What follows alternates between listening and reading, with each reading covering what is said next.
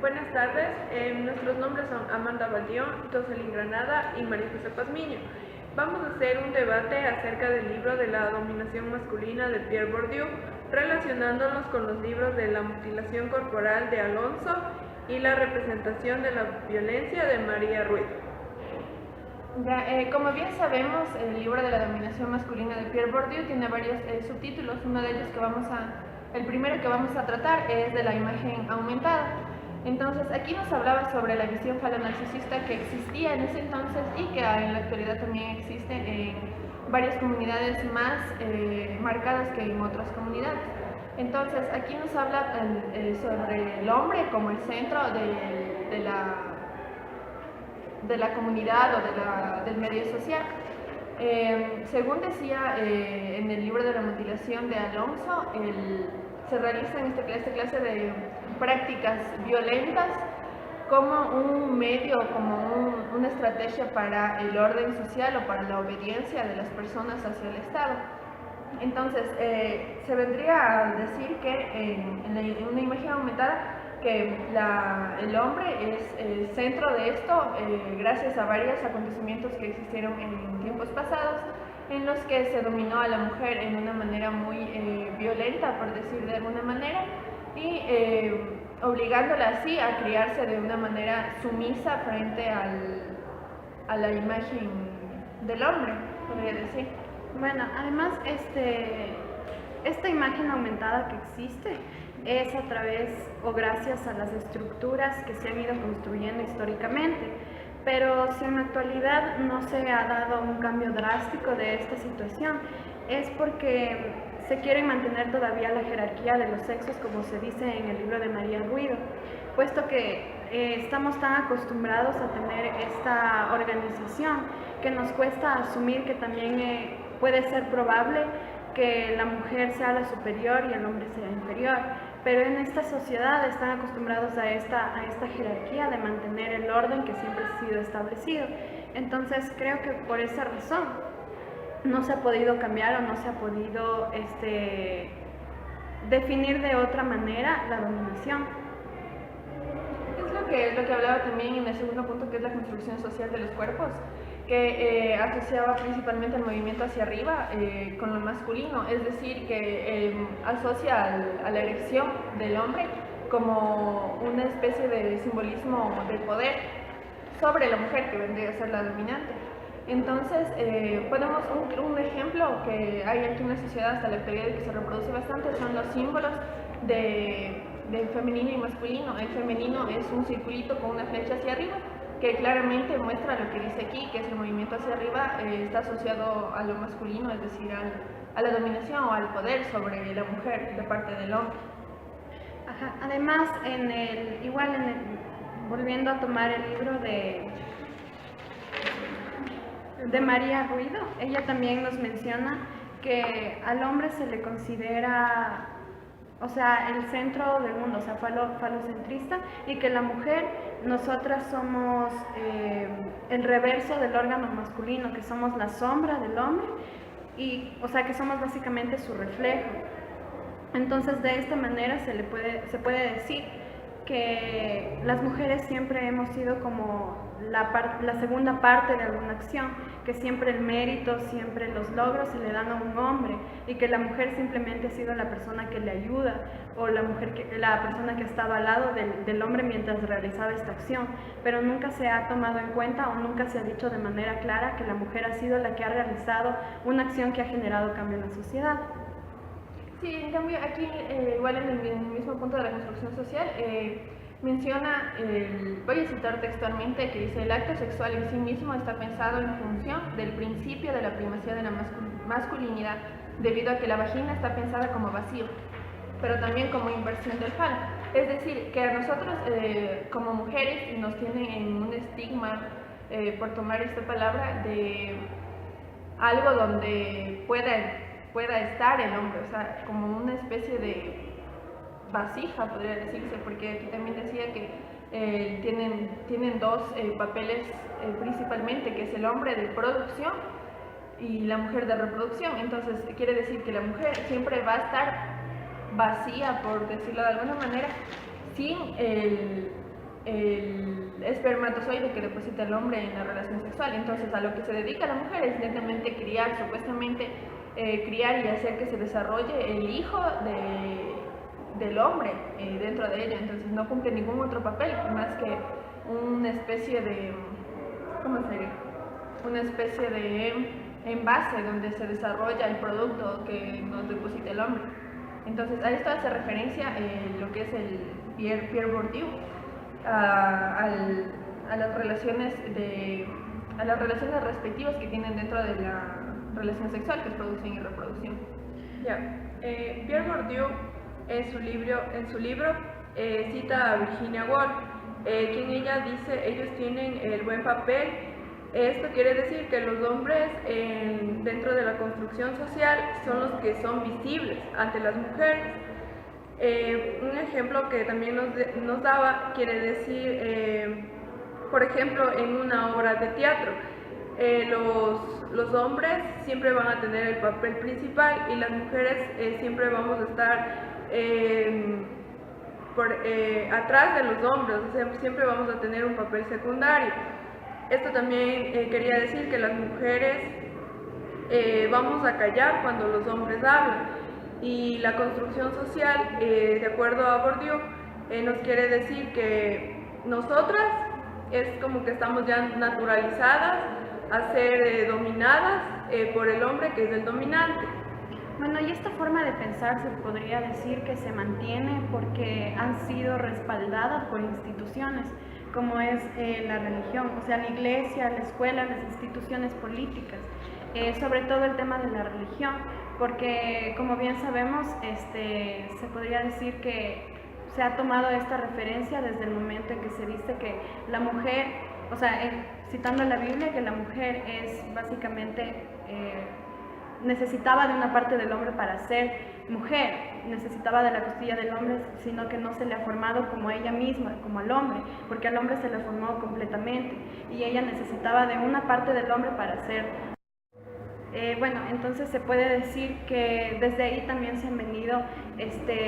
manifestando estas inclinaciones de la sociedad a tener esta imagen de esta construcción social de que la mujer siempre va a ser la que tiene que estar debajo, la inferior. Entonces también podemos hablar de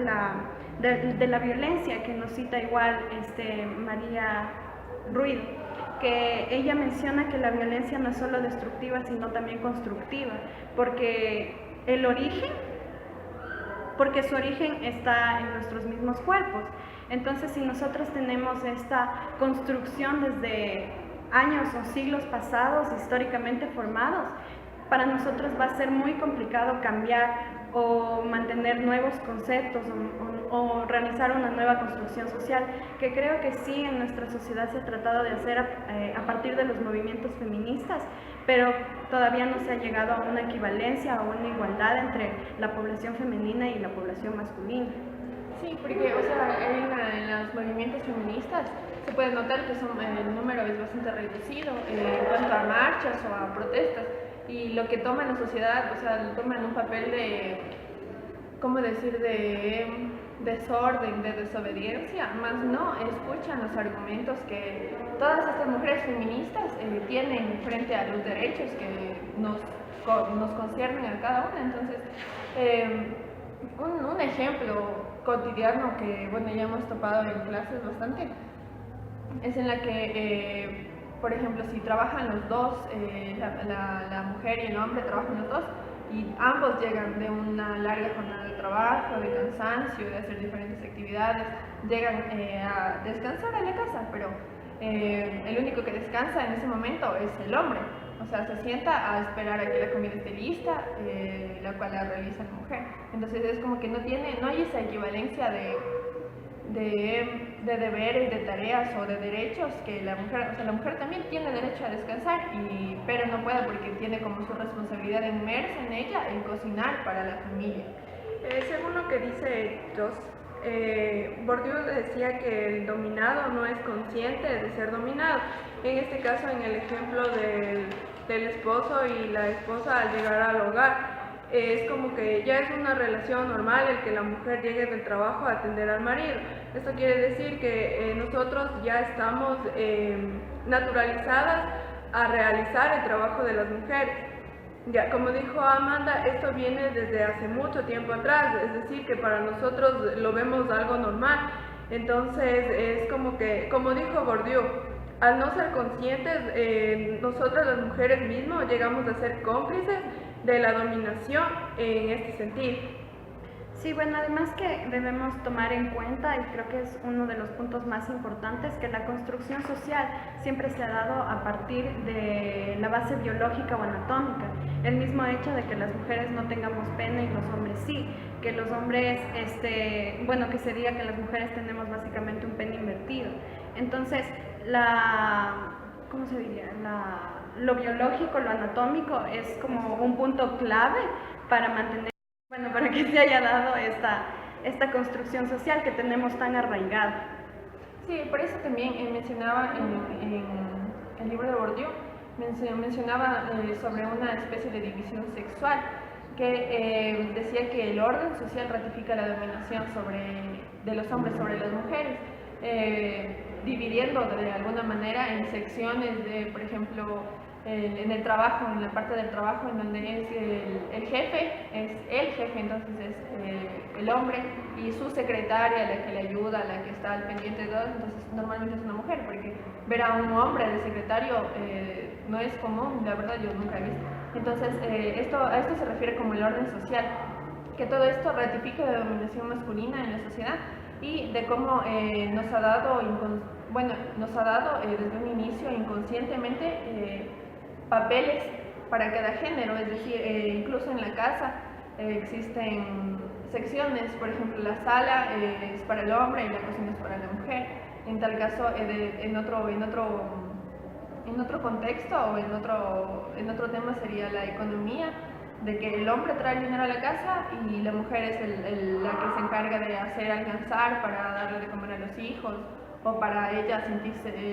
no sé, comprarse ciertas cosas, pero siempre a la sombra del trabajo del hombre, del dinero que gana el hombre. Bueno, además debemos hablar de lo que podemos ver, de la situación que era de la mujer, que todavía se utiliza en ciertas culturas, que es que, por ejemplo, las mujeres tenían que andar con los brazos cruzados sobre sus senos para que no se los vieran, que tenían que siempre utilizar vestiduras muy largas porque su cuerpo era como algo que nadie más podía ver, solo su marido o solo ella a veces. Entonces también tenemos que hablar de que muchas veces a la mujer se le ha tomado como que es un hombre, pero organizado de diferente manera, sobre todo por su sexo. Entonces, creo... ¿Qué más? Ya, igual nos mencionaba sobre varios como puntos opuestos. En un punto nos pone que es el derecho y el revés. Entonces, el derecho va a ser el hombre y el revés, como igual dijo Amanda, el falo invertido va a ser la mujer, o el superior o el inferior, hombre y mujer respectivamente, o el de producción y reproducción, y sobre el acto sexual, sobre el poder que tiene el hombre dentro del acto sexual, donde hace referencia al orgasmo femenino y que es equivalente al poder que tiene el hombre, es decir, que si es que el hombre no puede hacer sentir placer a su pareja, entonces es considerado, no podría ser considerado un hombre de verdad, o sea, no tendría su virilidad bien conceptualizada. Bueno, sí, y también es importante, por ejemplo, el hecho de que se diga que la posición de una mujer siempre tiene que ser como que la sombra de lo que hace el hombre. Por ejemplo, en una relación sexual la posición más natural es que el hombre esté arriba, como dominador de una mujer. Y también, como encontramos en el libro de la dominación, que nos habla que la mujer siempre va a ser como la que tiene una especie de poder, pero en la casa, y en público siempre va a ser el hombre. En los lugares públicos, los lugares visibles o los cargos visibles siempre van a ser para el hombre, pero lo escondido, lo secreto siempre va a ser para la mujer. Entonces se puede decir que la construcción social es la primacía que tienen los hombres sobre las mujeres, debido a debido a los cambios que han puesto las instituciones desde hace un largo de tiempo. O sea, decir que toda esta construcción ya viene desde hace mucho tiempo atrás. Ya, eso sería sobre construcción social, de cómo se han venido imponiendo ciertos regímenes sobre las mujeres y los hombres a qué se deben de dedicar y dónde tienen que estar según el orden social, por decirlo de alguna manera. Entonces, como segundo punto, en el libro del Bordiú está la asimilación de la dominación. Como tercer punto está la asimilación de la dominación, que no se refiere a más que la naturalización que existe de la dominación masculina sobre la femenina. Es decir, que cuando, por ejemplo, cuando una mujer está embarazada y ven que es una niña, entonces ellos ya saben lo que tienen que comprar, es decir, ropa rosada, tienen que comprarle muñecas, para que desde ese punto se va evidenciando lo que es toda esta asimilación, porque se les compra muñecas para que hagan el papel de madres que van a desempeñar en un futuro, y que les compran cocinitas para que sepan lo que tienen que hacer en un futuro cuando tengan su familia o cuando se casen. Además, creo que para la sociedad masculina, desde que son muy niños, les enseñan a negar lo femenino, es decir, que las niñas siempre son las que tienen que utilizar rosado, los niños no, o no les permiten a los niños jugar con muñecas o cosas por el estilo, porque esas son cosas de niños, o a las niñas les dicen esas cosas son para niños y no se les permite realmente experimentar de todo lo que existe, no solo se les mantiene en un régimen que era lo que estábamos hablando hace un rato de la construcción social, que no se rompe. Perdón. De acuerdo a lo que dice Amanda, esta visión toma el nombre de visión androcéntrica. Aquí también podemos nombrar al pundonor, que es lo que están dando el ejemplo de que a los hombres desde un inicio se les enseña a que deben realizar las cosas solo de hombres, o sea, no pueden realizar actividades de las niñas como jugar con las muñecas o jugar con la cocinita, porque ya esas actividades están predispuestas a la niña, o sea, esa visión no se puede cambiar. Y si no se cumple, es como que los hombres sentirían un sentimiento de dignidad inferior, o sea, como que se les estuviera insultando. Entonces, yo creo que esto de la asimilación, de la dominación, realmente nosotros todos lo aplicamos sin darnos cuenta. Incluso cuando vamos en el bus, o sea, si es que se sube una mujer, no sé, una mujer y todos los hombres están sentados, es como que el hombre tiene que pararse a darle el asiento, aunque haya mujeres sentadas también. Entonces, creo que de cierta forma, no solo los hombres son los que establecen esta dominación de forma inconsciente, sino las mujeres mismas. Cuando, no sé, en casa, cuando no le permiten, no sé, al hijo mayor lavar los platos, sino que tiene que hacerlo la mujer, porque eso es cosa de niños, es algo que ya viene muy arraigado en nuestra cultura. Entonces... Es también lo que imponen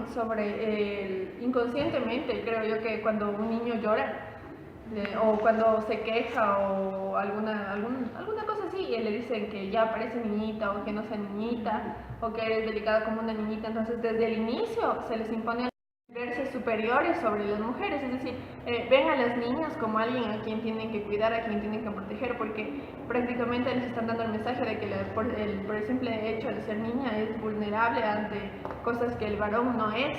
Entonces, desde muy pequeños se les va inculcando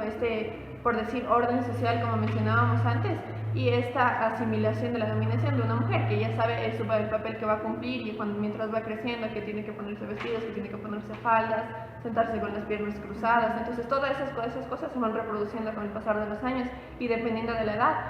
van presentando estas conductas supuestamente adecuadas para su edad y para su género. Bueno, igual, como menciona María Ruido, muchas veces en algunas culturas, o bueno, está en nuestra propia cultura, en nuestra sociedad actual, muchas veces cuando hay violencia en la casa, muchas personas dicen, pues es que es en el entorno matrimonial, entonces está bien, y lo dejan pasar. No es como que hay violencia y hay que denunciarlo y hay que acabar con eso, sino que es parte del matrimonio. Entonces, sí, por ejemplo, en lo que nombra ella, igual en el libro de María Ruido, dice que denunciar y castigar la agresión del hombre era muy difícil. Y creo que hasta ahora, en la actualidad, para las mujeres agredidas es muy difícil sacar a la luz el decir que es agredida por su marido, porque como dice Amanda, todos ven normal como una riña entre pareja, pero nunca le van a dar se puede decir, la importancia necesaria ni la razón a la mujer, el decir que no, que el hombre le está maltratando, sino que todos van a ver bien el que el hombre le domine, por así decirlo, como un castigo para que la mujer haga bien las cosas. Yo creo que ahí también entra la vergüenza por parte de la mujer, de decir mi esposo me pega. Entonces, no creo que sea tanto por el hecho de que está mal la violencia en el hogar, sino por el hecho de que yo hice algo mal. O sea, creo que las mujeres se ponen en ese plano de que si él me pegó, si él me hizo algo, es porque yo hice mal y no porque él esté mal. Es como que le condiciona, por ejemplo, como dicen del ejemplo de la violencia intrafamiliar, le condicionan mediante un castigo,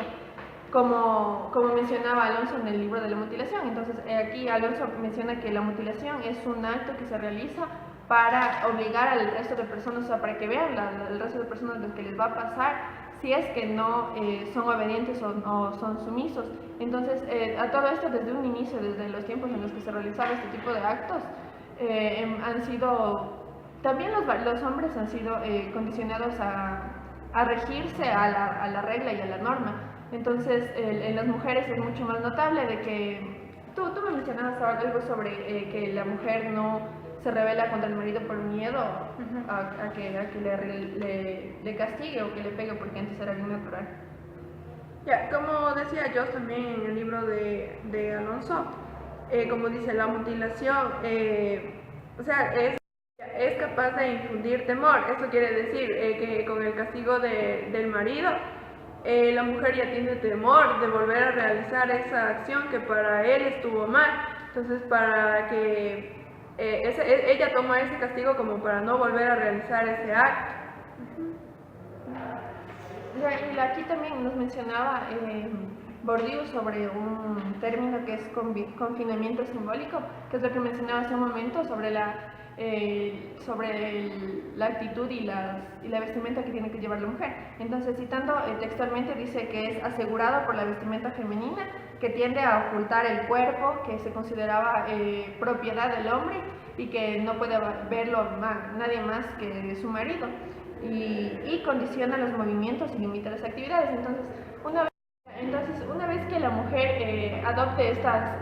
reglas, por decirlo de alguna manera, de ponerse falda, de ponerse tacones en estos tiempos, entonces hablábamos igual con la doctora en clase, que limita bastante los movimientos y las posiciones que ella quiere adquirir. Es decir, no tiene una libertad de sentarse tal vez con las piernas abiertas cómodamente, o de subir escalones, porque este tipo de vestimenta le limita bastante este tipo de cosas. Entonces, eso de lo que dice yo, también vendría lo que es otra vez se daría lo que es la construcción social, de que se ve mal visto por la sociedad, de que las mujeres se sienten con las piernas abiertas, es decir, que ya somos inconscientes de sentarnos con las piernas juntas, porque vamos a ser juzgadas por los demás el sentarnos con las piernas abiertas. Aquí podemos también ya incluir el tema sobre la violencia simbólica. Eso quiere decir que estamos regidos ya por símbolos propios de hombres y propios de mujeres, como puede ser en este caso lo de las propagandas en cualquier lugar, de tele, en el comercio, en las calles. Ajá. Por ejemplo, eso, el tema de la cerveza, que a la mujer se la cosifica. Para vender los productos siempre le ponen a la figura de una mujer. Eso quiere decir que es una técnica para vender más. Es como que o sea, nosotros nos tienen como cosas más, no como personas. Bueno, además podemos decir que las mujeres, como ya habíamos mencionado antes, sin darnos cuenta asimilamos esta situación. Entonces, de cierta forma podemos decir que nosotras mismas, como menciona Bourdieu en el libro, creamos de algún modo la violencia simbólica a nosotras mismas, porque sin darnos cuenta seguimos produciendo las mismas situaciones, entonces estamos generando esa violencia simbólica en nosotras mismas sin darnos cuenta. Sí, igual es lo que mencionaba María Ruido en el libro, que la violencia simbólica es la que sostiene siempre la violencia física, es decir que nosotros estamos regidos a todas las normas correspondientes o que les corresponden a las mujeres, lo que desencadenaría, por ejemplo, la violencia física, lo que es la sumisión. Por ejemplo, en una casa, si es que la mujer no es digamos, hace algo que al esposo le molesta y ella se porta sumisa diciendo, bueno, sí, tenía razón y si me pegó es por eso y no tengo que volverlo a hacer. Entonces, eso es lo que se refiere María Ruido, de que la violencia simbólica va de la mano con la violencia física. Sí, bueno, además de que muchas personas no consideran a la violencia simbólica como violencia, porque como dice igual María Ruido, que la violencia simbólica es considerada como una violencia sin cuerpo o una violencia menos grave por el hecho de que no causa heridas físicas, pero realmente sigue siendo violencia. Igual podemos mencionar en el mismo libro de María Ruido que muchas veces el Estado está del lado de las mujeres y nos hace creer a nosotras o a toda la sociedad femenina de que tenemos el apoyo de una institución grande, o sea, como es el gobierno, pero en realidad si nosotros nos ponemos a pensar, el gobierno, estas instituciones grandes están regidas por hombres, entonces esto crea beneficios propios hacia ellos mismos, entonces aquí seguimos siendo dominadas sin darnos cuenta. Pero, como dice Amanda, el gobierno, o sea, como que nos quiere, por ejemplo, decir la inclusión, que a la mujer ya se le pudo incluir en el aspecto de la educación y después ya en el aspecto profesional, o sea, el trabajo. Pero como dijo Amanda, siempre vamos a estar regidas aún por hombres, porque siempre se va a presentar la dominación en todo aspecto, en toda esfera, porque los hombres siempre van a tener cargos más superiores a los que son de una mujer, a pesar de que el gobierno, a pesar de que se puede decir, las instituciones grandes nos quieran decir como que vamos a poder cortar esa dominación, aún así nosotros siempre vamos a estar dominadas, o sea, nunca vamos a poder romper ese esquema que en la sociedad ya estamos planteados. Sería así como dice Maritza, como que el gobierno disfraza todas las acciones de violencia simbólica que ejercen sobre el género femenino. Al igual de la mala interpretación que se da a veces o de la doble moral que podemos hablar aquí, porque algo que hemos visto nosotros últimamente en las redes sociales es acerca de esta campaña que se podría decir que es una campaña de violencia simbólica, porque se considera que una mujer que está mostrando su escote es bonito o es atractivo o está bien y a los hombres les gusta, pero si una mujer está dando de lactar, está haciendo la función, bueno, si una mujer está dando de lactar, y si muestra sus pechos es considerado una falta de respeto, que es algo que se debe hacer escondidas y que no está bien y que se cubran y cosas así, y eso no está bien. Entonces podemos decir aquí que muchas veces la función de la mujer en realidad no se toma en cuenta cuando es importante, solo se toma en cuenta cuando es una representación del trabajo del hombre. Entonces aquí podemos hablar de las mujeres en la economía de los bienes simbólicos, tomando en cuenta de que muchas veces, como mencionaba Bourdieu en una entrevista, que decía que muchas mujeres en algunas comunidades utilizaban los collares de perlas, que eran preciosos y eran caros y eran como que les dotaban como de valor, pero no a las mujeres, sino que ese collar de perlas se veía reflejado en ese collar de perlas del trabajo de un hombre. También Bourdieu decía que, o sea, las mujeres en este aspecto en la economía de los bienes simbólicos se le veía a la mujer como capital social, ya que dentro del hogar las mujeres son las que deben administrar y se puede decir hacer crecer la economía, pero que todo es trabajo del hombre, es decir, todo es lo que el hombre nos da para nosotros las mujeres hacer crecer. la economía de ellos, más no de nosotros como mujeres. Aquí viene otra vez el hecho de que nosotros siempre vamos a estar debajo del hombre y los hombres siempre nos van a dominar, como les digo del ejemplo de hacer crecer, no siempre nos van a tener como que nosotros debemos hacer lo que ellos nos digan. Y eso aquí también nos menciona Bourdieu que la relación de matrimonio atribuye a las mujeres su estatuto social, pero de objeto de intercambio, definido según los intereses masculinos y destinados a contribuir a la reproducción. Es decir, que la mujer, la esposa sería, bueno, por ejemplo, en los apellidos, que normalmente se ve, por ejemplo, Amanda, Amanda de, y el apellido del esposo, como una especie de propiedad, posesión, de propiedad de él. Entonces, igual como decía,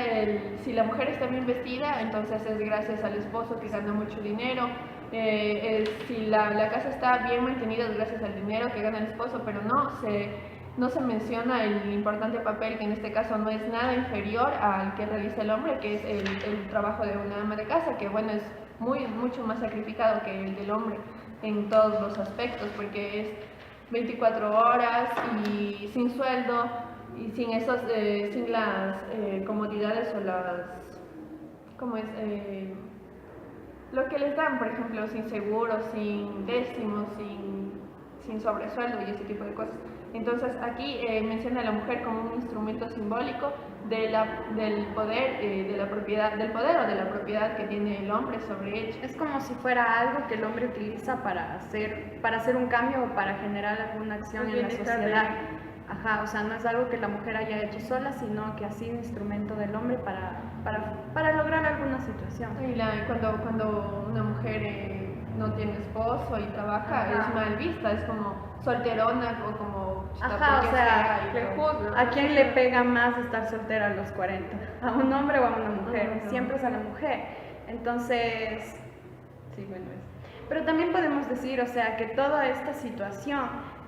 afecta grandemente a la mujer, sí, pero también al hombre, porque el hombre se ve, digamos que impulsado o obligado a hacer, pues, lo que se espera, a demostrar su virilidad. Entonces, ya tocando el tema de la virilidad y la violencia, podemos decir que sí, a los hombres también se ven, digamos que están bajo una presión social de decir yo tengo que ser superior a la mujer. Y lo que estábamos comentando hace un rato, que es que, o sea, si es que una mujer, o sea, en un matrimonio la mujer gana más que el hombre se ve como un poco, digamos que eso le dota también de inseguridad. Ya, por ejemplo, de acuerdo a esto de la violencia y la virilidad, Bourdieu decía que al final de todo esto, los hombres también son víctimas, pero son víctimas relativos. Esto quiere decir,